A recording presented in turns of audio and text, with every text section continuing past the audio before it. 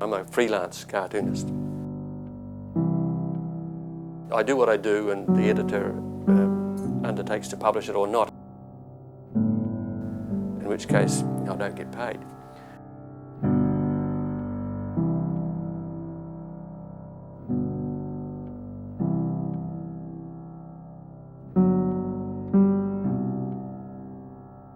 Every day I sit down at my desk with a blank sheet of paper and a deadline, and oftentimes not knowing what I'm going to do, I go through the paper and make a list of things that are appropriate, that I think might work. And then I will come up with some ideas, but then I would send the rough off to the editor and say, this is what I'm doing today.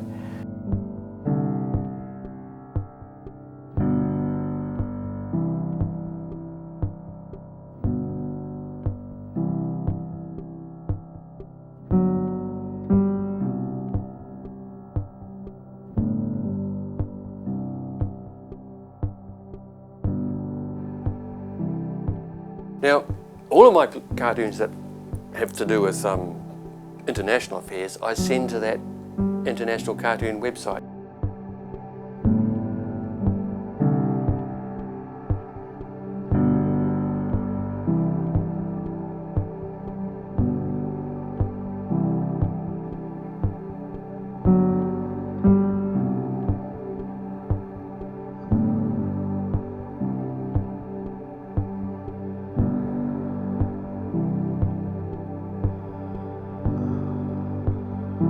It's interesting because you're just sharing thoughts. That's what the web has enabled us to do, to not only share thoughts with the readers of the Herald, but by the world. You know, it's incredible, amazing.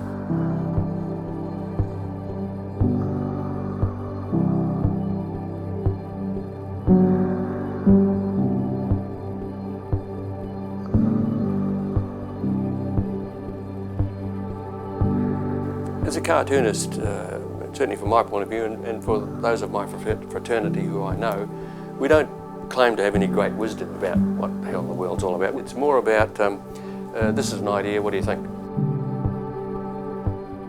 But hopefully it will at least spark discussion. Now to one of my cartoons that actually it caused a little bit of a furore when it was done in the Herald some time ago.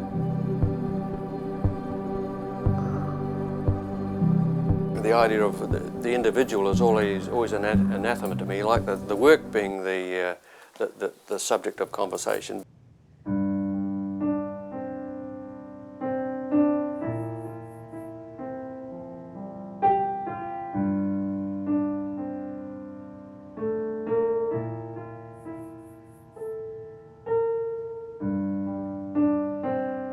First Casualty of War, that's just a truism illustrated.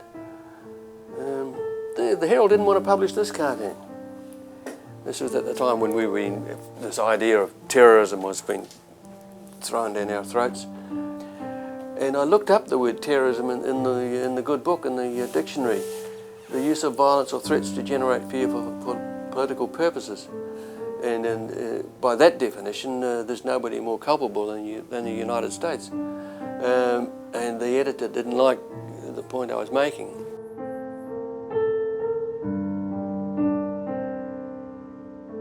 America, the nation, is so ignorant of the rest of us, the rest of the world, and I think that's so sad. And I believe that they kept that way because any people who were more au fait wouldn't countenance allowing what is done in their name. And I think it's particularly sad, and not least, of course, for the degree to which we become involved in the damn thing.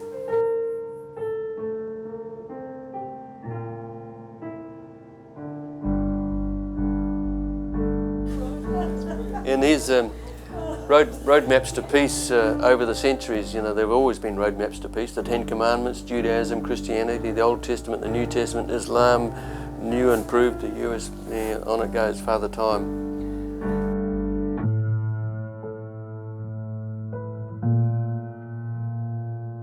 The roadmap to peace, this is the Israelis on one side and the Palestinians on the other, and the little sort of slightly unbalanced. What's this? They didn't run that one either. That one appeared in the paper. Mr. Sharon pulling the strings. They wouldn't run this one. This is when they were building the wall.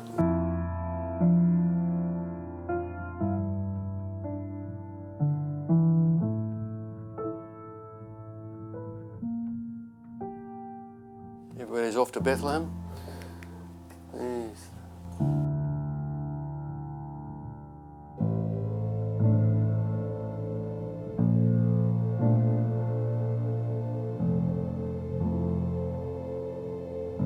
The one cartoon that perhaps upset people most was that one.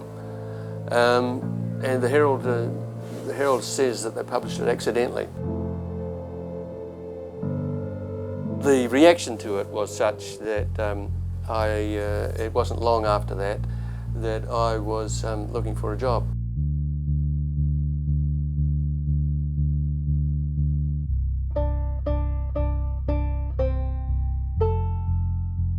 I believe that those people who have found my stuff beyond the pale have really not understood what I've been trying to say.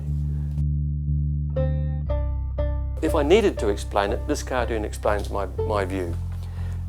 Anti-Semitism is a Christian crime committed in Europe over centuries. And it seems to me patently wrong that a Christian European crime is being paid for by Palestinians. If anything sums up my view, that would be it. But it's all about, as I said before, about discussion. And in this instance, I'm happy to say that I'm not alone.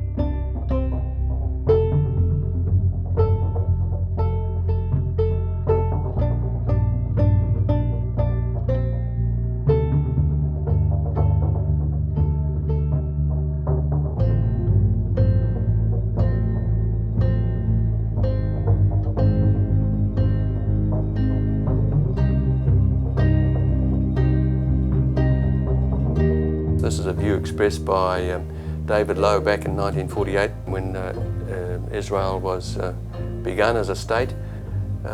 Israel there has been established through force, and the UN is asking us that triumph or defeat. Talking about Israel, of course, the occupied territory, perhaps the real occupied territory might be this in Senate. As I intimated earlier, it's all about discussion, and if you think it's over the top, you have every right to say so, and to say, come on now, let's talk about this.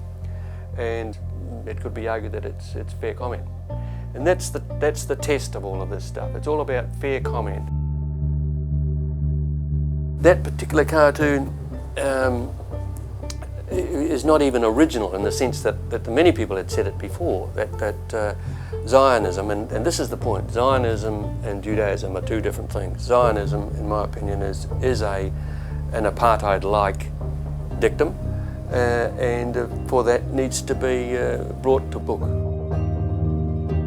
There are many Jewish people throughout the world who in fact believe, as I do, that it's an untenable situation, which is anathema to, in many instances, what being Jewish has hitherto meant. It's so sad that we are in a situation at the moment which ultimately has got to be resolved and justly resolved. My thing about that Israel is my contention is that wherever there's conflict in the world, even Afghanistan or in Iraq, it all comes back to Israel. That's the nub of it, and so that's what I was trying to say. You know, fix this, fix a lot.